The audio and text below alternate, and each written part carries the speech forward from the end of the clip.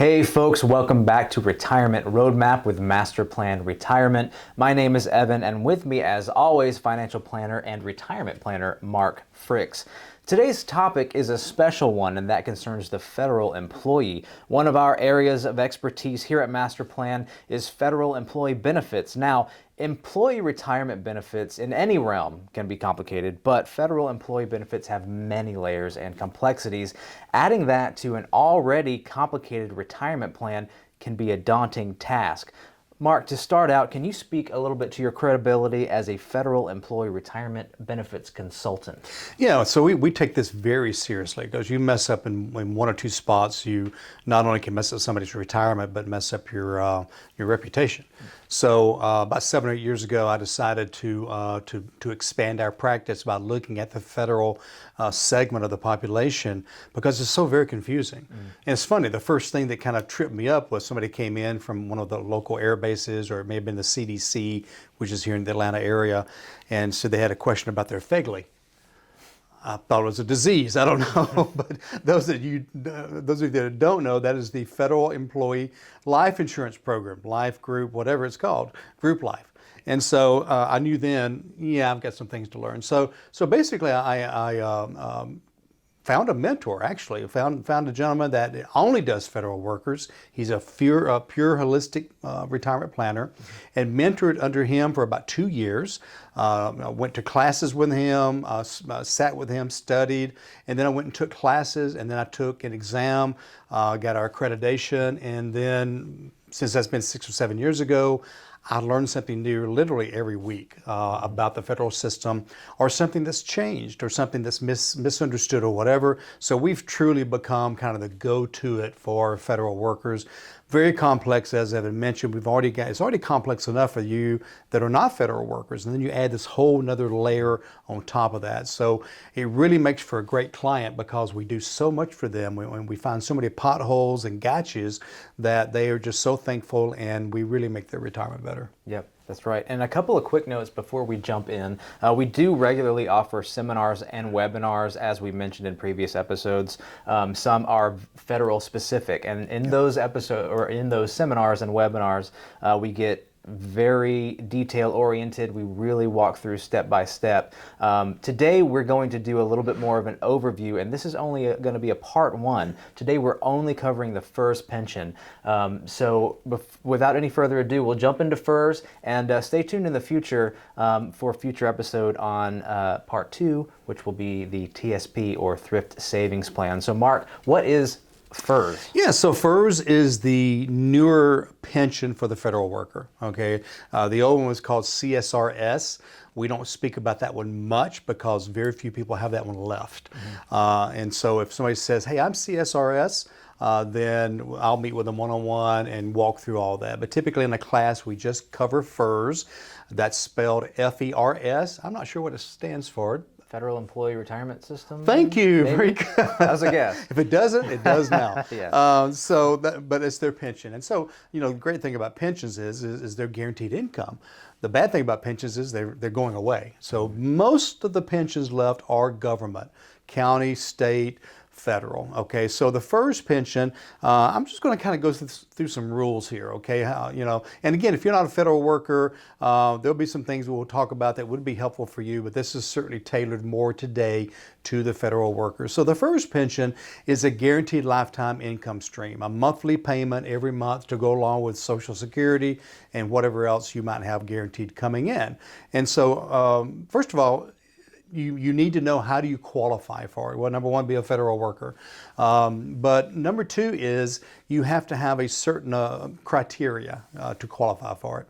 Now, there are ways around some of these things, but you always lose something. So I'm going to be talking about full federal benefits today. So the first thing is what is the minimum age you can retire from the federal government with full benefits, okay? And it runs between age 55 and 57, depending on your date of birth, okay? Those of you who are watching this on YouTube, you'll see a chart behind me, but basically between 55 and 57, the most common one is age 56. So those are people born between 1953 and 1964. After that, it kind of climbs up to age 57 every 2 months for every year past that. So it's important. That's called MRA, or minimum retirement age. So if you're not that age, don't think about it again unless you're thinking about kind of circumventing and postponing and taking less money and things like this. But that's for full benefits. That's step one. Okay. Step two would be, and part of the notes, I just want to make sure I don't miss something that's critical.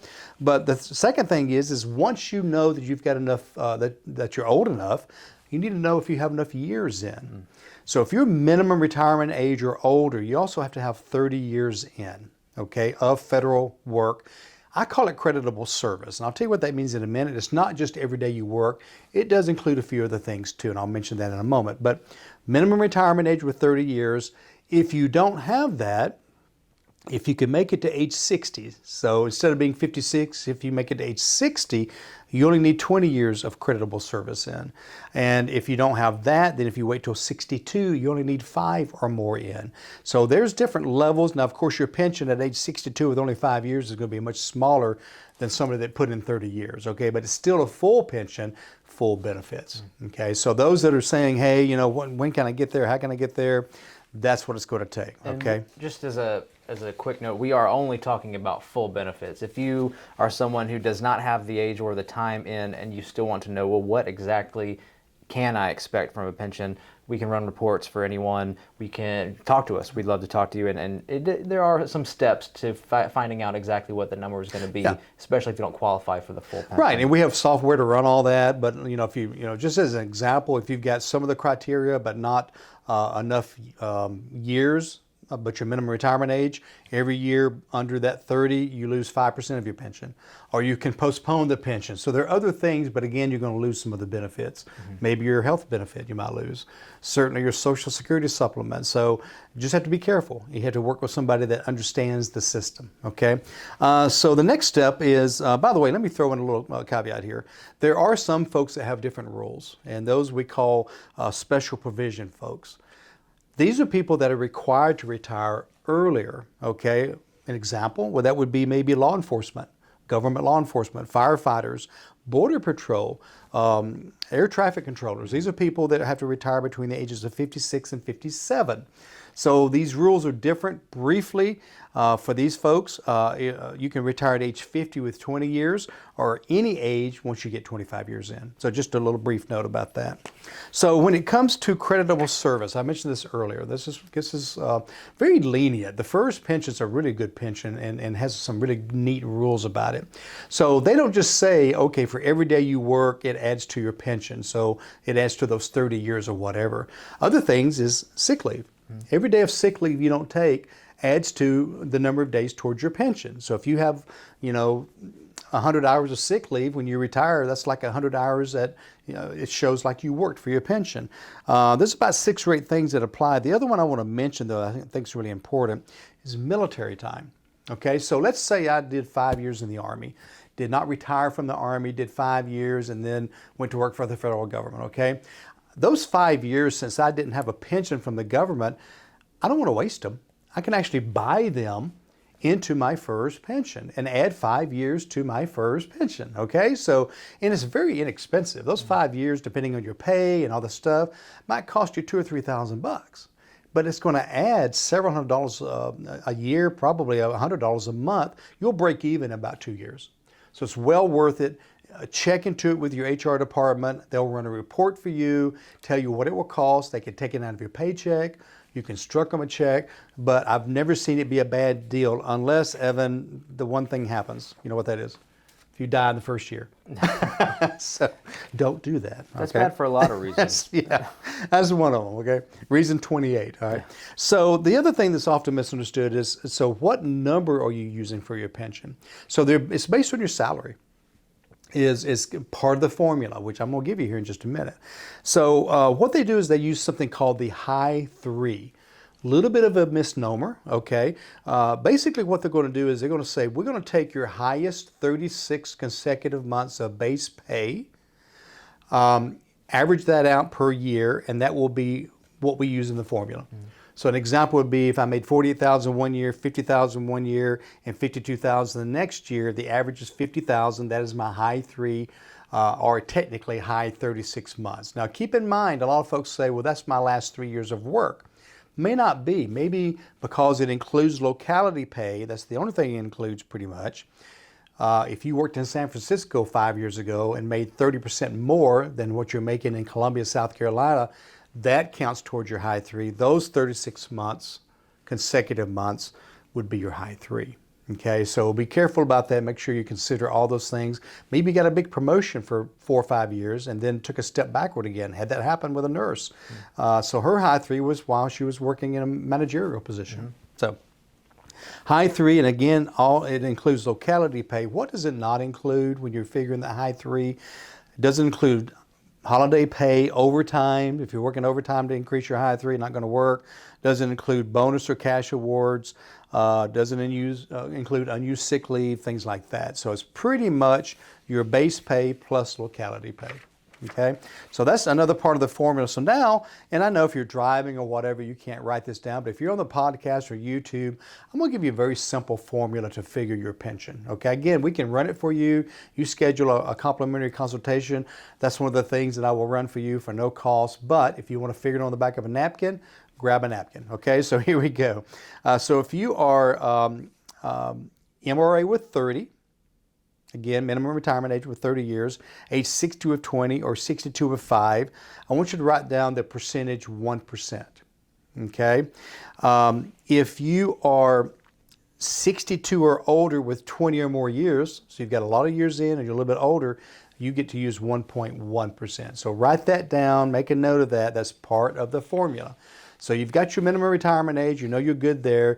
You've got your 1 or 1.1%, you've got your high 3. Okay, so we got everything we need. So let me give you the formula. First thing I want you to write down is your that 1% number, or 1.1%. And I want you to multiply that times your high 3. On my example, it was 50,000 because it's not all 3 added together. So annualized high 3, 50,000 times the number of years you worked. So if I take 1% times 50,000 times 30 gives me $15,000. That's my annual FERS pension. About as simple as that. Divided over 12 months. If you wanted a monthly, that's $12.50 a month. They'll give you a check annual? I don't think so. That's a good question. Yeah, make a note. Make a note of that for me to find that out. But most people take a monthly. But that's $12.50 a month or $15,000 a year. So real quickly, let me add one thing. This is a gross number. So they've not taken out taxes yet. They've not taken out your cost of your health insurance yet if you're keeping it. They've not taken out survivor benefit cost, which we're going to talk about here shortly. So that is a gross number. Don't forget to take those things out and come up with a net number. It may be down to $800 or $900 a month at that point. Yeah. A quick moment, folks, to remind you guys to check out our website, MasterPlanRetire.com. As we mentioned earlier, seminars and webinars are scheduled for those are on the website. Check that out, especially if you're a federal employee. Look at the federal specific ones, but there are also multiple other topics, including tax planning, Social Security, general retirement seminars. So check that out. Also, feel free to give us a call, 770-980-9262, extension 4. Give us a call or check out Mark's calendar on the website for your complimentary retirement consultation. Great. Perfect. So the formula. The only thing I'm going to add to that is that 1% you use, don't forget to switch that to a 1.1% if you have the age 62 with 20 or more years. Again, we'll run that for you. It'll be down to the penny. At least this will give you an idea. Okay? Perfect. So switching gears a little bit here, Evan. In addition to your first pension, since many federal workers retire before the age of 62, then they can't turn on Social Security to help them out. So the government has another program called the FERS Special Supplement. So what this is an extra check to bridge the gap until you're age 62 and you can turn on Social Security. Let me be clear, I'm not saying you should turn on Social Security at age 62, but it bridges that gap, okay? So if I retire at 57, I get an extra little check until I get to age 62. Then I can determine, do I want to turn on Social Security or wait till 64 or 67 or whatever. Okay, so let me explain the FERS special supplement real quickly. A lot of people confuse this. A lot of people call this the Social Security supplement because it follows Social Security rules, but it is from FERS. It is a FERS check every month, okay? So who gets it? The simple answer, Evan, is anybody that retires with full benefits under the age of 62. Mm-hmm. Again, that magic age of 62, okay? So if you're minimum retirement age with 30, if you're 60 with 20, you qualify, and anybody that's a special provision gets it, because they're all 56 to 57 years old, right? As long as they have full retirement, okay? And so a couple of things about it. Number one is it does not have a cost of living increase, okay? So the cost of living, if you're getting $1,500 a month on the special supplement, it will stay $1,500 a month until you turn 62, then it drops off, okay? Same thing, by the way, with your first pension. It has no cost of living until age 62 as well. Okay. Here's your formula for your FERS special supplement. Again, if you're driving, either pull over or memorize or pull us up on podcast or YouTube. But basically, it's very simple. You need to go find your age 62 Social Security benefit. So let's say I look at the Social Security website. It says at 62, I qualify for $1,200. Let's say $1,500, okay? So all I do is I take the number of years I worked, let's say 30 years, and I divide it by 40. So no matter how many years I work, I divide it by 40. It gives me a percentage. If it's 30 divided by 40, that's 75%. I get 75% of my age 62 Social Security benefit.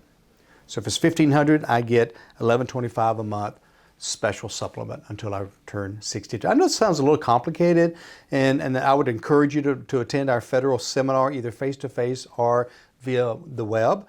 But just trying to give you an idea. There's some good benefits here, so just want to kind of give you some ideas. The other idea, Evan, I want to introduce real quickly, I think is important, and we still got a few minutes left, is the cost of living. Mm-hmm. So many pensions that I see nowadays has no cost of living increase. And, you know, after about 20 years of retirement, you're getting half as much as you were getting in the beginning of retirement as far as what the dollar will produce, okay? And so your income gap, if you have one, is getting wider and wider and wider. You're coming up more and more short every year, especially the last 2 years, right? You're coming probably about 15% short, okay? And so it's a great benefit. It doesn't keep up with inflation. It helps keep up with inflation. Why? Number one is they don't give you all of it. They give you between 0 and 1% less than what the actual index is. And number two, the index is called the Consumer Price Index, CPI. It's not a real good measure of inflation anyway. They leave out food and energy. Not sure if anybody in our audience eats. Not sure if anybody here drives or uses propane, but those are not tracked. And so therefore it skews the numbers. So that's going to mean your inflation that's being added to your FERS and your first pension after age 62 is not going to be full inflation, but it will help. Okay, better than not having one at all. Okay, how we doing? We're doing great. I have a couple of questions. We do have about 5 minutes left. I want to get into some gotchas, and I have a couple of questions just that we've covered in the past. Did you want to speak a little bit about FERS Survivor and how that affects the pension? Yeah, we can go either way. I've got enough time to talk about the survivor benefits briefly, and then we still might have time for a question or two. You want to do that? Okay, yeah, let's do it. Okay, all right. So the other good thing about the pension is you can choose a survivor. Okay, so if I've got a spouse, a significant other, then I can say, okay, I'm going to take less pension, so if I die, they get some of it.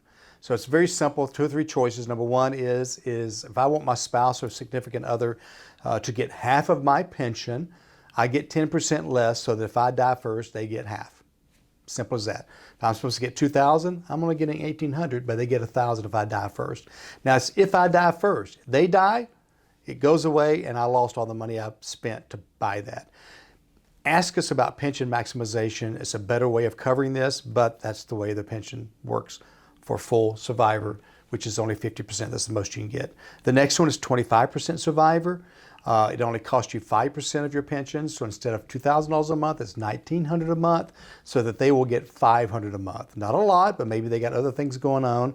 You do have to choose one of the 2 survivors if you want to keep the health benefit for the spouse in retirement. important rule. Okay. The third one is no survivor. Okay. So if you're not married or whatever, or if your spouse is taken care of, you get full pension. Okay. So it doesn't cost you anything to take full survivor, but once you die, it's gone. Okay. So make sure you don't die. The fourth one is insurable interest. Somebody that's financially dependent on you, an elderly parent, a special needs adult, you can actually write to OPM and they will grant permission to leave part of your pension to them if you die first. I would recommend pension maximization. The chances of my mom passing away before me are pretty small, and so she probably wouldn't get it anyway, and I'm paying for it. I'd rather do a different method, but you get the idea. The last choice is a former spouse gets part of your pension. And again, you have to supply a divorce decree, but if you pass away first, they get part of your pension as long as they live. So that's the 5 choices. Thank you. And now, as far as, we appreciate everyone sticking with us. We know this is full of information. It's a lot. And so we've had to cut out a lot of our jokes and humor in this one just because we need to make sure we have time. Just kidding. Wasn't that funny? I want to talk about gotchas.